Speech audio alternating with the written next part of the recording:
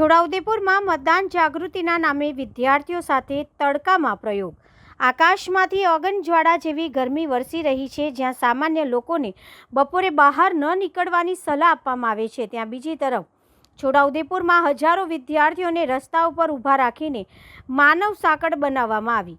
જિલ્લા ચૂંટણી અધિકારી ગાર્ગી જૈનના માર્ગદર્શન હેઠળ સ્વીપ કાર્યક્રમ અંતર્ગત પેટ્રોલ પંપથી માણેક ચોક સુધી લગભગ 1000 જેટલા વિદ્યાર્થીઓને બેનરો સાથે તડકામાં ઊભા રાખવામાં આવ્યા। સવાલ એ ઊભો થાય છે કે શું આ મતદાન જાગૃતિ છે કે બાળકો માટે સજા? એક તરફ નેતાઓ એસી ગાડીઓમાંથી બહાર આવવા તૈયાર નથી અને બીજી તરફ નાના વિદ્યાર્થીઓને આકરી ગરમીમાં કલાકો સુધી ઊભા રાખવામાં આવે છે। શું આ યોગ્ય છે? બાળ સુરક્ષા અંગે મોટી વાતો કરનાર વિભાગો ક્યાં છે? શું તેઓને આ દ્રશ્યો જોયા નથી કે પછી જાણી બૂજીને આંખ આડા કાન કર્યા? લોકશાહીના નામે બાળકોને તડકામાં તપાવવાથી મતદાન વધશે કે નહીં, તેનો જવાબ તો 26 એપ્રિલે મળશે। પરંતુ હાલ માટે આ